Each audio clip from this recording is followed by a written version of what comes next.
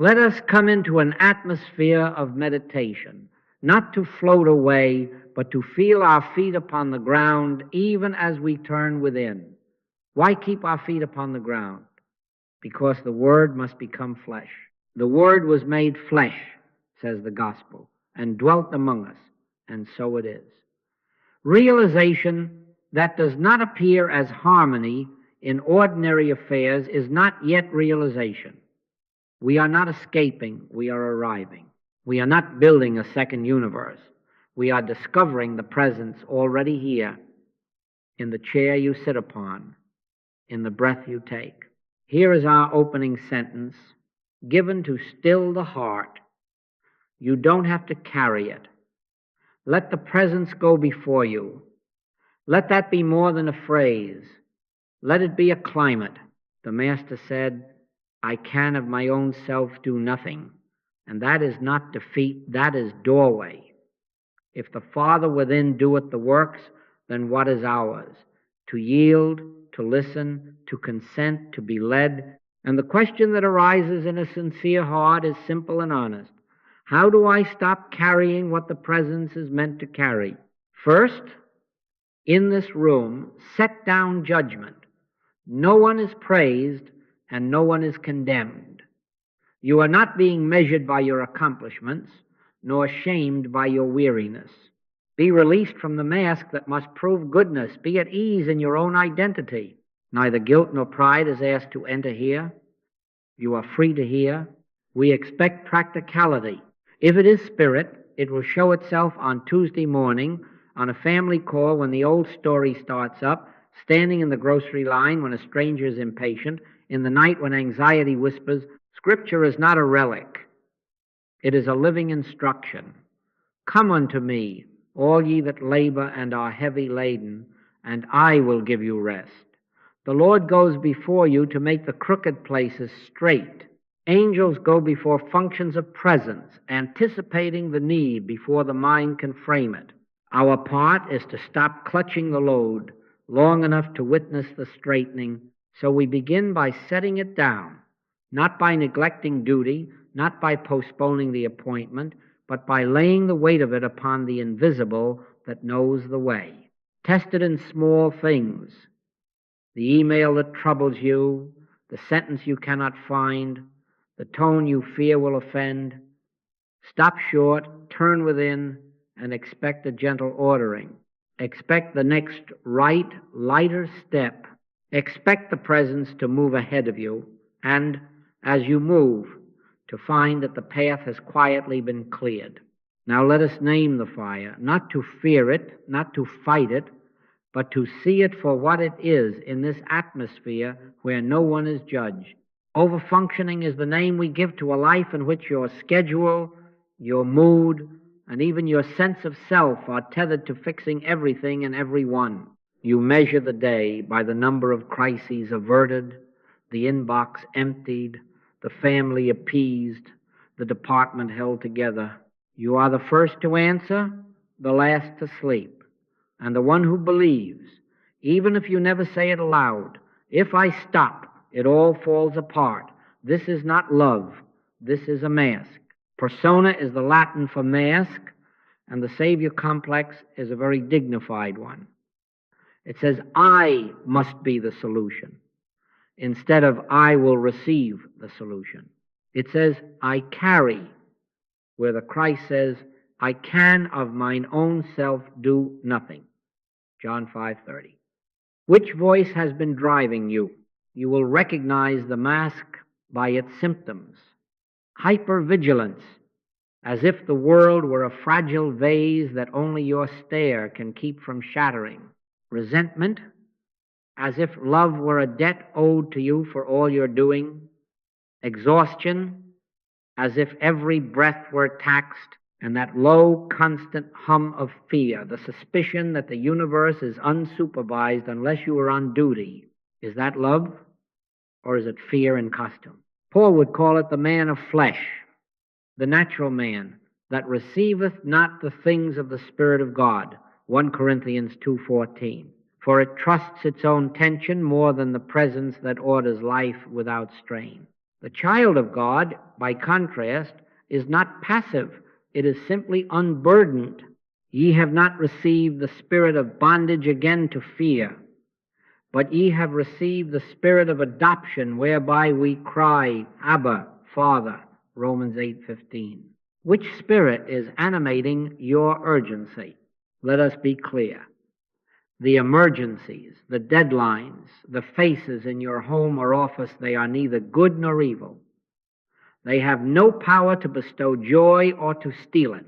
The praise that tempts you to keep the mask polished and the blame that threatens to crack it are neither good nor evil. They are appearances. When value is hooked to appearances, the soul must overwork to guard them. When value is unhooked, the guarding ends. Burnout, then, is not proof of love. It is evidence that the mask is working harder than the heart is listening.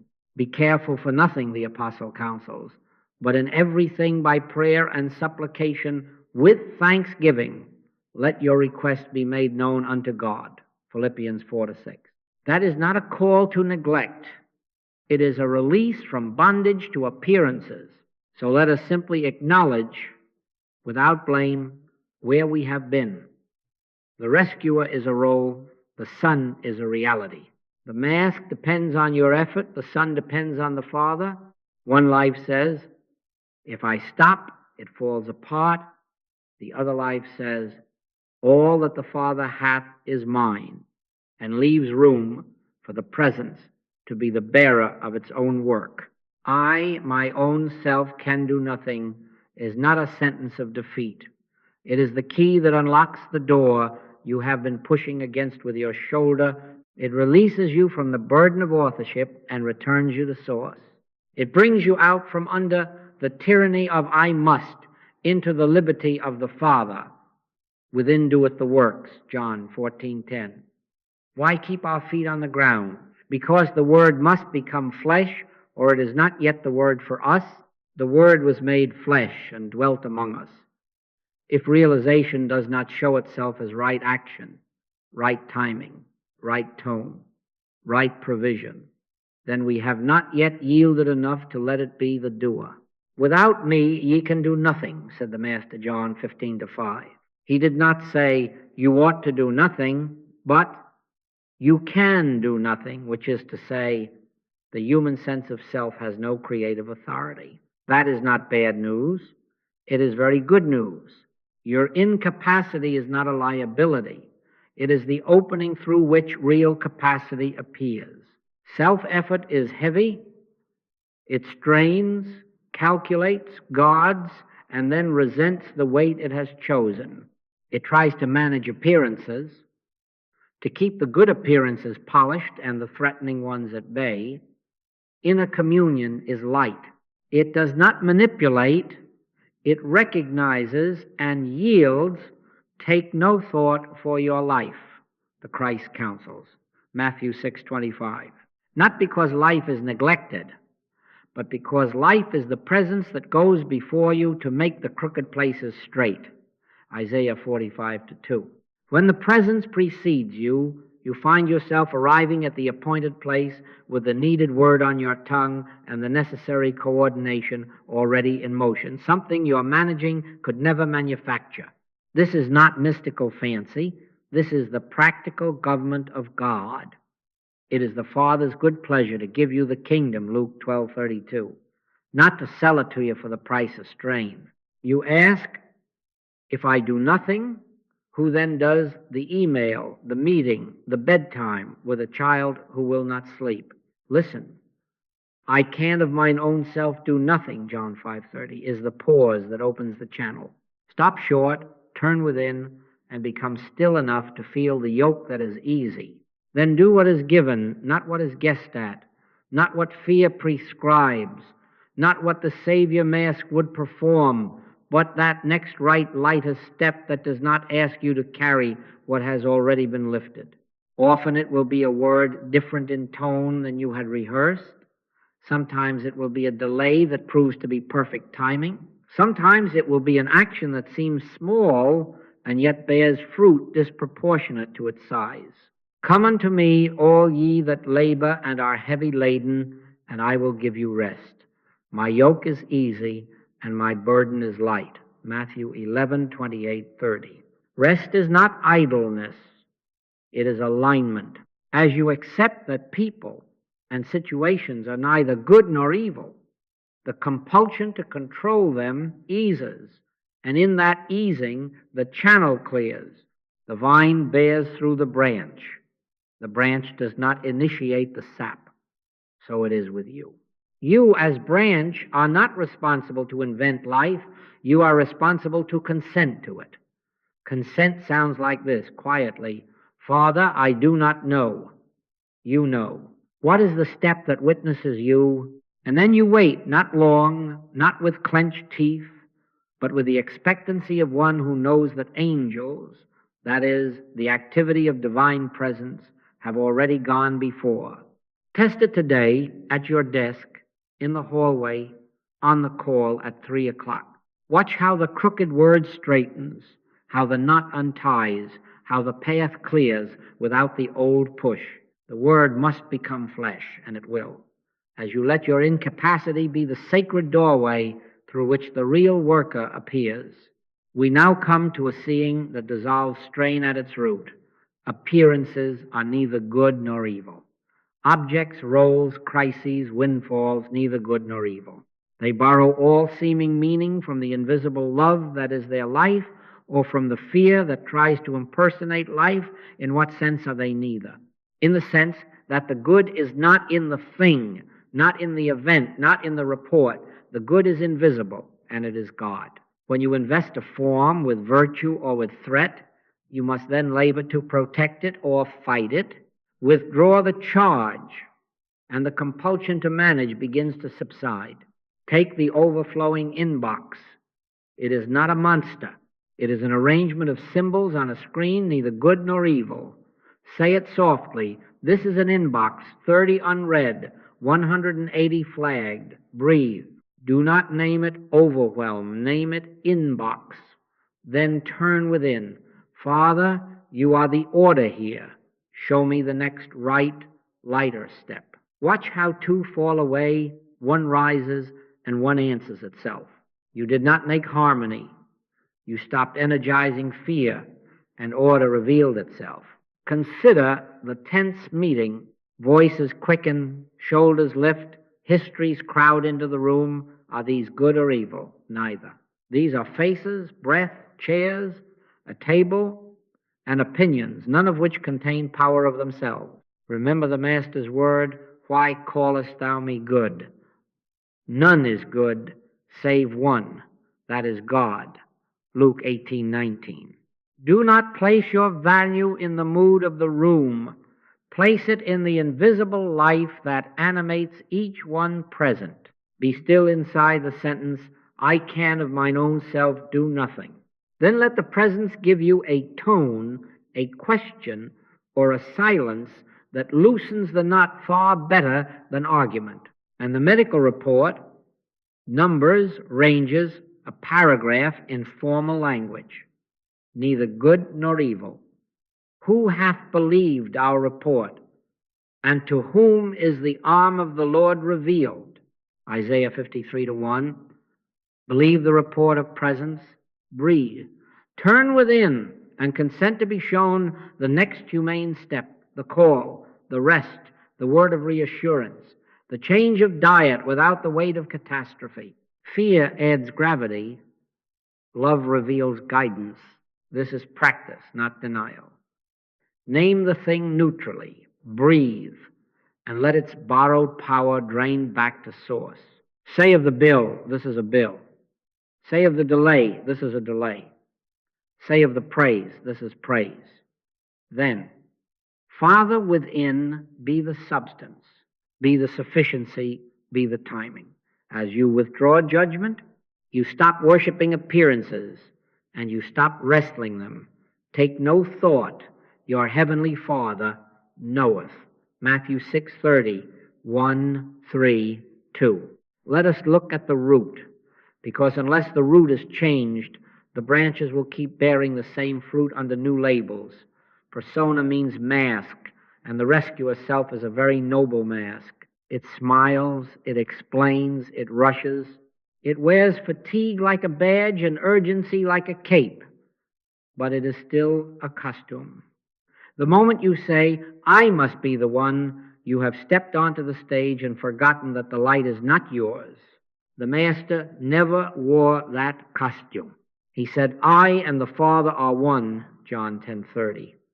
And again, I can of mine own self do nothing, John 5:30. That is not a contradiction. It is identity rightly understood. Oneness of being, absence of authorship, sonship, not saviorhood. When the sense of I shifts from performer to presence, from mask to source, the compulsion to save dissolves into willingness to receive. Inheritance replaces heroism. All that the Father hath is mine, Luke 15:31, is not presumption, it is placement. Placed in the Son, you receive what the Father is always giving guidance, tone, timing, sufficiency, without the push that tries to manufacture supply ahead of grace. The child does not storm the pantry, the child opens the hand, so it is. The room is quiet, and in the quiet, provision arrives in its own form and hour. Your word becomes different because it is no longer your word. It is the word finding utterance. Your schedule breathes because it is no longer a scaffolding for your worth. It is an instrument for service that does not need to prove service. To live here, you must be released from praise and blame. Why callest thou me good? None is good, save one, that is, God. Mark 10:18. Hear the liberation in that. You are not good for fixing, nor bad for resting. You are not a series of admirable traits, nor a knot of regrettable ones. You are a person without qualities, that is, your identity is not contained in the ledger of human commendation or critique. They are neither good nor evil. Lay them down. When the hook of praise no longer catches you, the lash of blame cannot drive you. Without the mask, there is nothing to prove, and therefore nothing to fear. And behold others likewise. Stop assigning heroes and failures. That one in your family who agitates the room, that colleague who postures, that supervisor who withholds neither good nor evil. Do not be hypnotized by costume. Let your inner eye rest upon the Son in them, the same Son in whom you rest. Henceforth know we no man after the flesh, 2 Corinthians 5:16. You are not condoning conduct. You are refusing to let conduct define identity. Out of that beholding, judgment eases, and from that easing, new forms of conduct can appear.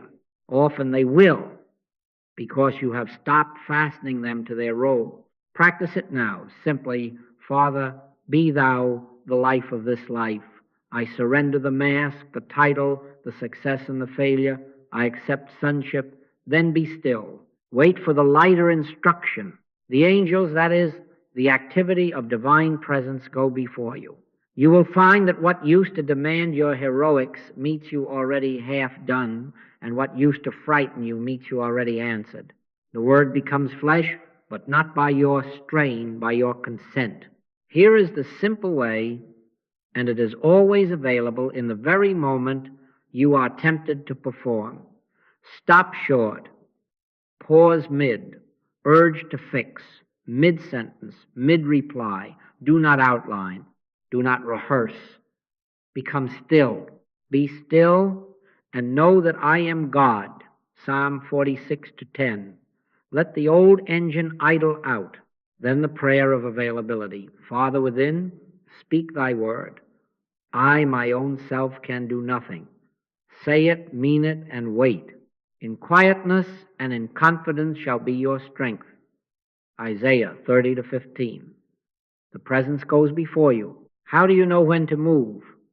By peace, not the numbness of avoidance, but the living hush that says, my peace I give unto you, John 14:27. Guidance is recognized by lightness, The step that comes will feel nearer than the plan you were crafting, kinder than the tone you were sharpening. Rule of thumb, if it adds weight, wait. If it lifts, it likely leads. The given step is smaller than the mask imagines one breath, one sentence, one simple act. In the grocery line, the register jams. A child cries. A stranger sighs loudly behind you. The mask wants to manage the room. Stop short. One breath. Farther within. Speak thy word. Then a lightness. Soften your shoulders. Say to the cashier, take your time. Nothing heroic, only grace. Let your speech be always with grace. Colossians 4-6. Often the machine clears, the atmosphere eases, and even if it does not, you are eased. A soft answer turneth away wrath. Proverbs 15-1. In a heated text thread, your thumbs burn with a perfect paragraph. Stop. Farther within. Speak thy word. The lightest step may be a single line. I care about you. Let's talk after dinner. It may be an unsent reply. When it lifts, send it. When it weighs, wait. Set a watch, O Lord, before my mouth. Psalm 141-3. At the doorstep, you lift your hand to knock where conflict has lived. Stop at the threshold. One breath. Farther within, go before me. See the angels go before. The steps of a good man are ordered by the Lord. Psalm 37-23. Sometimes you knock with a gentler face. Sometimes you walk once around the block. Sometimes you leave a note. Presence precedes you, and you find coordination waiting that no managing could manufacture. Keep to this gently. Do not grade the outcome. The appearances are neither good nor evil. They do not confer success or failure. Take no thought, Matthew 6:25. Be still, turn within, and move only with the peace that lifts. The yoke is easy, the burden light, and the next right step will not ask you to carry what has already been lifted. Let us bring it close to where it burns. A loved one, let it be a son. A sister begins to spiral. Missed payments stack like unopened envelopes on the counter. A car note in arrears. A series of chaotic choices. A new roommate who is always a week away from steady work. A promise of a job that evaporates. Late night calls that begin with, "Are you awake?" and tumble into tears and tangled explanations. Your phone lights up, your stomach drops. Instantly the reflex awakens, keys in your hand, spreadsheet open. You begin to draft the plan, refinance this, call the landlord, transfer a little to float them through Friday, drive across town now, because if you do not, what then? You call it love. Underneath, if we are honest in this atmosphere where no one is judged, it is fear. Feel what happens in the body. The chest tightens as if the breath must hold the universe together. The mind races ahead of the facts, constructing scenarios and preemptive speeches. Anger flashes, how can they be so irresponsible? And right behind it, shame at your limits, how can I be so tired of helping? The inner narrator takes the pulpit. If I stop, it all falls apart. Martha, Martha, thou art careful and troubled about many things. Luke 10:41. It is not an accusation. It is a mirror. Careful and troubled is a spirit, and it cannot hear the whisper beneath the noise. Then the doing begins. You wire the money. You call the bank and the utility and the neighbor with the spare key. You negotiate grace periods and assemble a budget while they nod and promise. You lay down firm conditions in a tone sharpened by fatigue. You drive across town at midnight. You stand in a kitchen where the sink is full and the air is heavy. You tidy, you soothe, you try, you try. For a day there is relief order on paper, appointments made, a sense that your weight on the wheel has slowed the skid. And yet, a week later, the late night call again. A month later, another almost. What is the fruitage of self-power? Money spent, sleep lost, resentment accrued. The situation persists, and the tie between you strains with unspoken blame. Except the Lord build the house, they labor in vain that build it. Psalm 127:1. Vain does not mean wicked. It means empty of the one element that makes the building stand. See what has happened under the surface. You anointed appearances with power, the bills, the voicemails, the tears evil to be defeated, your resources, your managing good to be deployed. Neither is true. They are neither good nor evil. The fear behind the stack of envelopes is not the presence of a power, it is the absence of remembered presence. In that moment, you did not stop short and turn within. You ran ahead of the angels, as if there were no presence that goes before you to make the crooked places straight. And so wisdom diminished even as effort multiplied. The wrath of man worketh not the righteousness of God, James 1:20. Wrath can be loud or very tidy. Either way, it is heat without light. We admit the truth quietly, without scolding ourselves. This approach increases weight and decreases wisdom. The more you rescue from fear, the heavier both become you and the one you love. Love has not failed. The mask has. The instinct to rescue, when driven by fear, multiplies the very burden it seeks to end. This is not the end of care. It is the end of carrying as if you were the Savior.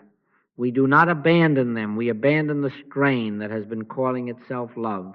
And in that honest pause, no plan, no speech yet, only the admission room is made for another government to be felt.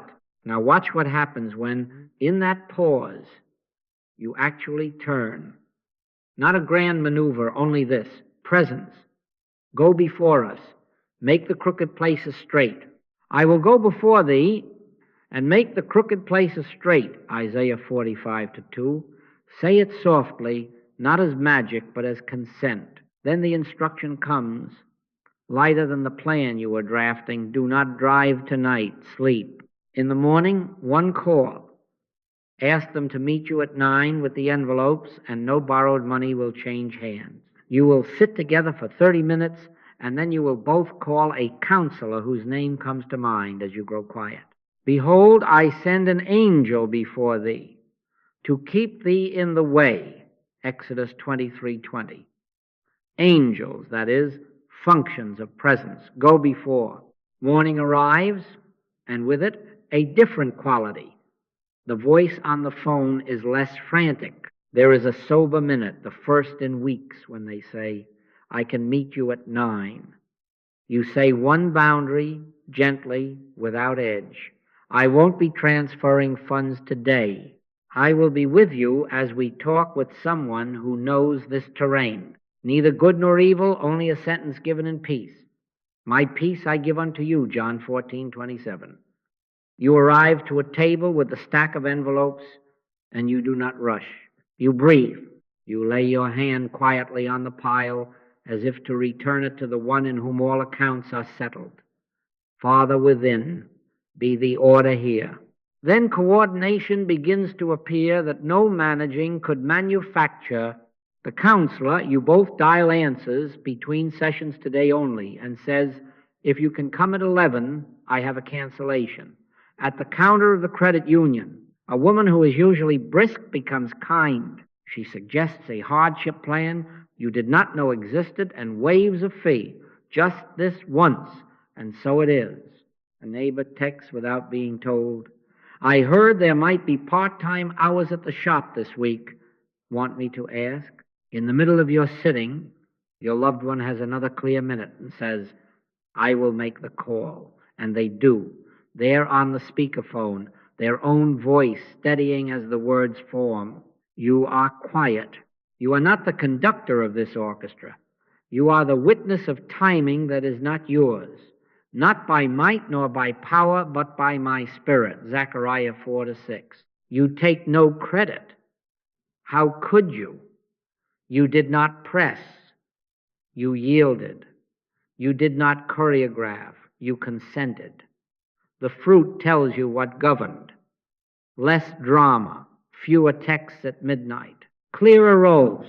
You are not the lender, you are the presence of calm and a companion to the next right call. Sustainable steps replace heroic sprints.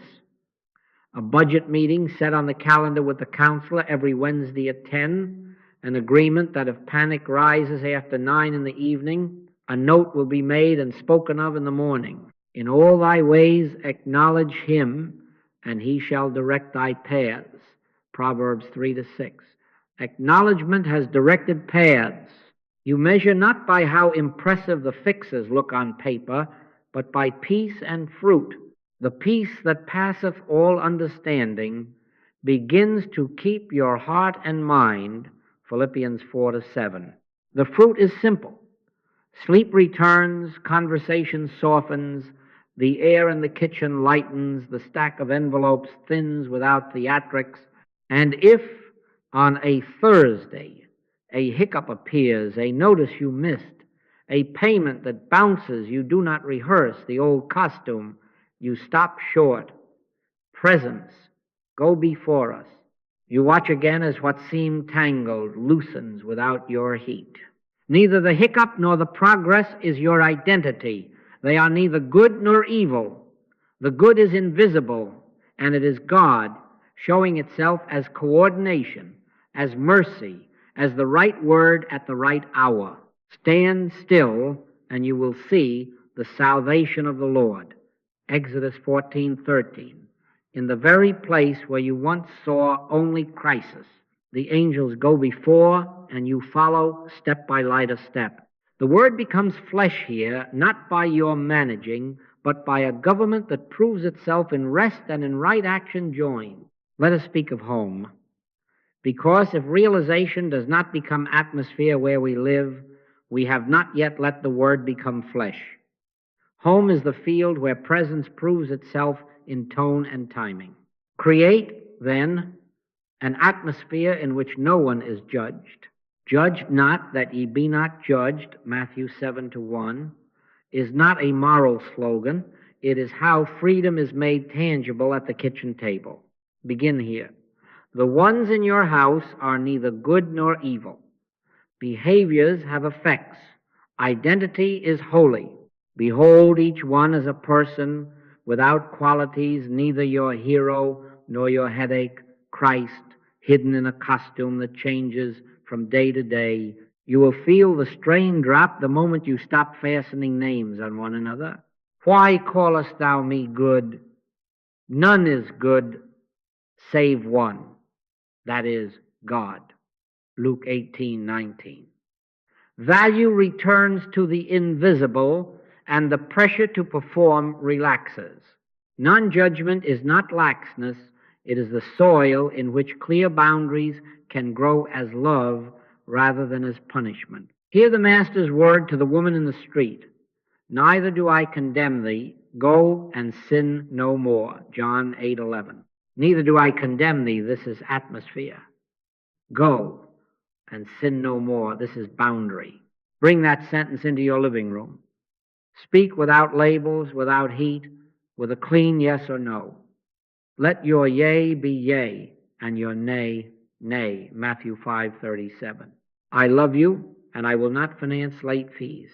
I'm available to talk until 9. After that, we wait for morning. This door is open for truthful conversation. It is closed to shouting. Neither good nor evil, only the presence, arranging conduct in harmony with peace. I have witnessed what this atmosphere does. Years ago, 2 men, one reeking of liquor, one loud with bravado, drifted into a meeting and sat in the back, in a room where no one was being judged, where the Christ was beheld as the only identity present. The noise in them quieted. No one shushed them. No one explained sobriety. We sat in silence and recognized, each for himself and for each other, Father, thou art the life of this life. Within 20 minutes, their eyes cleared. The one who had been loud began to cry softly and then to listen. Behavior followed, identity beheld. Where the Spirit of the Lord is, there is liberty. 2 Corinthians 3:17. Liberty from condemnation first, then the forms of bondage begin to loosen. Make this practical in your home, 5 minutes daily. Set a small timer if you must. Sit in the same chair, breathe, and acknowledge Christ in me and Christ in you, one life, one source. Name your household before the silence, one by one, without adjectives. Do not ask for them to change. Behold who they are behind the mask. If a boundary is needed, let it rise from that hush, not from resentment. You will know it by its cleanliness. It will not accuse, it will state. It will not carry yesterday's tally. It will describe today's path.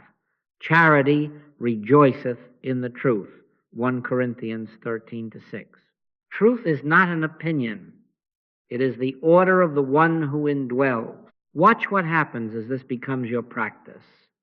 Pressure lifts because no one is being auditioned for worth.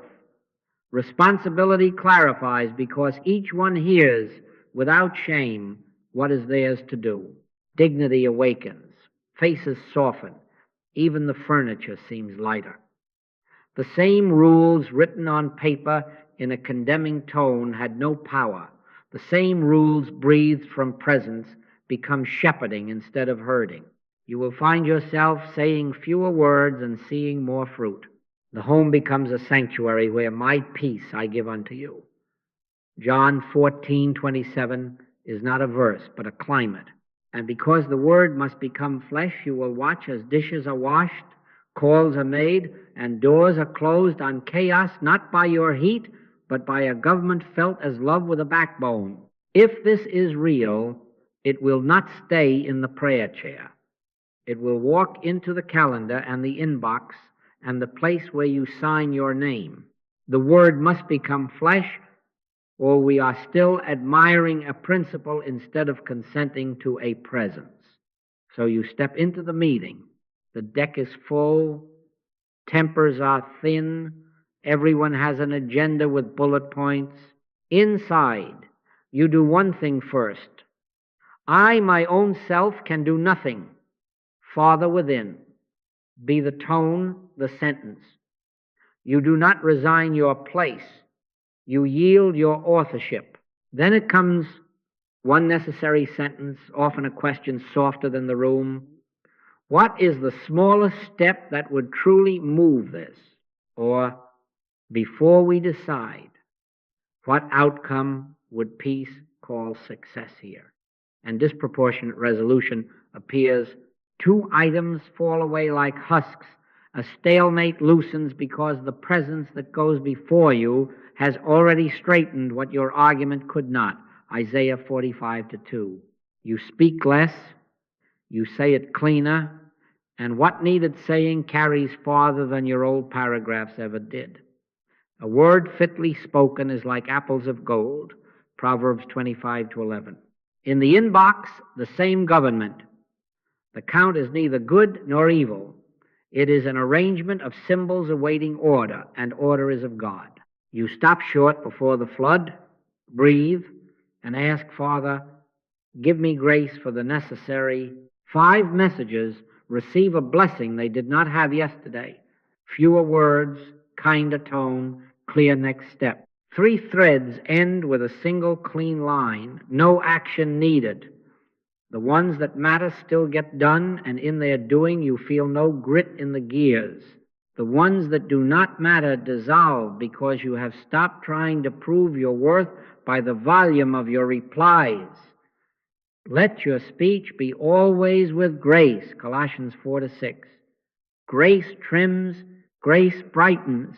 Grace closes a loop without building a new chain of loops to be carried tomorrow.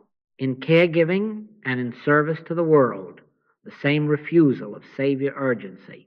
You love the cause. You love the one in the bed. You do not carry what only presence can carry. You turn within and hear quietly. Make one call. Set 1 hour. Name 1 boundary. Rest. And then resources gather that could not be coerced. A clinic opens a slot just this once. A volunteer you had not met brings exactly the item you were about to purchase. A hall becomes available at half cost because the manager happened to think of you, not by might nor by power, but by my spirit, Zechariah 4-6. You are not passive, you are placed, and placed rightly, you find doors open before your hand reaches the knob. The angels go before, Exodus 23:20. Think of the lost ring. You search frantically, cushions, pockets, drawers, heat rising, mind accusing. Then you remember, be still and know Psalm 46:10. You sit, you consent. A picture comes, small and precise, the cuff of yesterday's coat, the folded towel by the sink, and there it is, not manufactured by strain, but revealed to a quieted heart. So with the missing document, the elusive sentence in the grant, the name you could not recall. Turn within, let it be given. Find without sweat what sweat could not find. This is how Eden shows itself here. Ordinary tasks, in extraordinary ease, spreadsheets that reconcile on the first pass, a printer that clears with one gentle open and close, traffic that parts in time for you to arrive without rush, a conversation that lands softly where before it sparked, not magic, government. By their fruits ye shall know them, Matthew 7:16. And the fruit is simple, less push, more fruit. The Spirit bears love, joy, peace, long-suffering, gentleness, goodness, faith, Galatians 5:22. And you can taste it in your tone and see it in your calendar. Say it as you begin the day and mean it. Father, be thou the work in this work, the service in this service, the sentence in this meeting, the mercy in this email, the pace in this hour. The word becomes flesh, and the burden becomes light. Some of you are asking, is this passivity? If I stop pushing, won't things fall through the cracks? No, yielding is not delay, it is alignment, and aligned action has its own holy speed. What slows us is not stillness, it is self-authorship. The moment you relinquish authorship, I can of mine own self do nothing, the Father that dwelleth in me, he doeth the works. John 5:30. 14:10 movement clarifies. You do less and more is done. You speak fewer words and they carry farther. He that believeth shall not make haste. Isaiah 28:16. Does not mean slowness. It means no panic. It means speed without scatter, motion without the grit of fear. You have seen this. You used to answer in a flurry 5 messages, 3 follow-ups, 2 apologies. Now you stop short, turn within, and a single sentence is given that closes the loop. Instead of 7 errands, 1 route appears that happens to pass every door at the right hour. You were about to convene a task force. Presence gives you a name and a time, and the right call at the right moment accomplishes what the committee could not. This is holy speed. Straight paths, no detours, no adrenaline toll. What of emergencies? Act, and act at once, but let action be inhabited by presence. The body moves while the heart says, Father, do the works. You dial the emergency number, you steady the hand, you step between the curb and the child, and inwardly, immediately Jesus stretched forth his hand. Matthew 14:31. Presence moves faster than panic because it is unopposed. It is the Spirit that quickeneth, John 6:63. You will find an odd quietness inside swiftness. Breaths lengthen even as feet run. Often a door opens, a stranger assists, a needed tool appears because the government is on his shoulder, Isaiah 9:6, not on your surge. Duty is not compulsion to manage outcomes, it is obedience to inner guidance. Whatsoever he saith unto you, do it, John 2-5. The servants did not debate. They filled the water pots, and water became wine on the way. As the eyes of servants look unto the hand of their masters, so our eyes wait upon the Lord. Psalm 123-2. Waiting there is not stalling. It is watching the hand for the signal and then moving straightway. And straightway they forsook their nets, Mark 1:18. Holy speed is straightway without strain. How shall we judge our pace? Not by applause, not by adrenaline spikes that feel like progress and spend like debt. By their fruits ye shall know them, Matthew 7:16. The fruits are peace, clarity, sustained provision, the project that keeps working next week, the tone that stays kind after the meeting, the body that rests and rises ready. This is redeeming the time, Ephesians 5:16. Not cramming more into hours, but letting the eternal order the hour. And when you catch yourself fixing again, do not scold. Correct with kindness. Stop short. Begin again. Mid-sentence, mid-email, mid-rescue, return, farther within, be the word, I release the outcome. Neither do I condemn thee, John 8:11. Rise and continue. His mercies are new every morning, Lamentations 3:23. And every moment is morning to the one who returns. A just man falleth 7 times and riseth up again, Proverbs 24-16. So it is. Yielding is alignment. Alignment has speed. The presence goes before you. Your steps find themselves ordered, swift and light. For the next 30 days, let us make a simple path for grace, not by grand gestures, but by small daily surrenders. Prepare ye the way of the Lord, make straight in the desert a highway for our God, Isaiah 40:3. In the morning, 5 quiet minutes, sit, breathe, and return value to the invisible. Father within, I, my own self, can do nothing. Be thou the life of this day. No outlining, no bargaining, only consent.